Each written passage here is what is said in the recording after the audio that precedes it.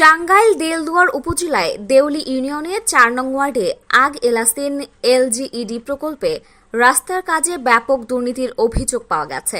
২৮ August সোমবার দেউলি ইউনিয়নের ৪ নং ওয়ার্ডে এলজিইডি প্রকল্প রাস্তার কাজে পরিদর্শন করতে গেলে ব্যাপক দুর্নীতির তথ্য পাওয়া যায়।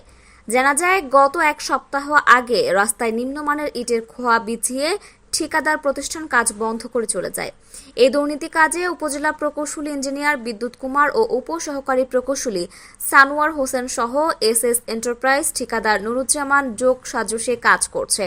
উপজেলা প্রকৌশলী ইঞ্জিনিয়ার বিদ্যুৎ কুমারের বিরুদ্ধে রয়েছে অফিসে অনিয়মিত অভিযোগ। এদিকে রাস্তার দুর্নীতি বিষয়ে জানতে চাইলে প্রকৌশলী ইঞ্জিনিয়ার বিদ্যুৎ কুমার সাংবাদিকদের মাঝে সাক্ষাৎকার দিতে চাননি। আপনি যেটুকু শুনলাম আপনার এইদিকে আমাদের হয়েছে আপনার নাই তো, তবে কিছু খারাপ আছে, এটা ঠিকাদারকে নির্দেশনা দেওয়া হয়েছে, সে সরাই দিবে। আমাকে বলছে যে সে ভাটাওয়ালার সাথে কথা বলছে, সে যে একটা ভাটা থেকে টানে, সে ভাটার সাথে কথা বলছে, ভাটাওয়ালা বলছে তো ঠিকঠাক করে দিচ্ছে, মালে সে নিয়ে গেলে রিপ্লেস করে দিতে হবে। মানুষের ভাটা তো সবসময় একটা থাকে না। বিসি দ্বারা উন্নয়ন প্রকল্প ৭২৫ মিটার আব্দুল গফুর বাড়ি হতে করাইল সড়ক পর্যন্ত, যার অনুমোদিত চুক্তির মূল্য ৬৫,১৩,০০০ টাকা। এদিকে চুক্তির মেয়াদ শেষ হয়েছে ১০ মে ২০২৩, এখনও রাস্তার কাজ শেষ করতে পারেনি। এদিকে এলজিইডি প্রকল্প রাস্তার কাজে দুর্নীতি বিষয়ে জানতে গেলে উপসহকারী প্রকৌশলী সানোয়ার হোসেন বলেন, সাইট ভিজিট করে আসছি, তখন খোয়া পড়ছিল না। এখন সাইটের কি অবস্থা না দেখলে আমি বলতে পারবো না।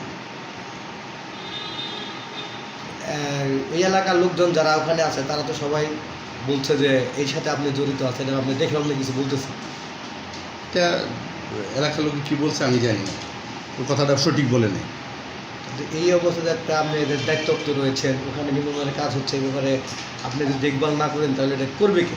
না, দেখভাল আমি করবো, প্লাস ওইখানে আমার টাঙ্গাইল সদরের ইঞ্জিনিয়ার আছে, গফুর সাহেবের যে ছোটো ভাই শফিক, ও ওইখানে ওটা মনিটরিং করে, ওর বাড়ির রাস্তা ওই তদবির করে নিয়ে আসছে। এদিকে ঠিকাদার প্রতিষ্ঠান এসএস এন্টারপ্রাইজ মোহাম্মদ নুরুজ্জামানকে বারবার কল দিলেও তা রিসিভ করেনি। এসব ঠিকাদারি প্রতিষ্ঠানের কারণে দেশের রাস্তাঘাট উন্নয়নে বাধা হয়ে দাঁড়ায়। কয়েকদিন যেতেই রাস্তার বেহাল দশা হয়ে পড়ে। তাই সরকারের কাছে এলাকাবাসীর দাবি, সরকারের বাজেট অনুমোদিত শিডিউল অনুযায়ী কাজ করা হয় এবং দুর্নীতিবাজ নুরুজ্জামানের লাইসেন্স বাতিল করা হলে দুর্নীতিমুক্ত দেশ হবে।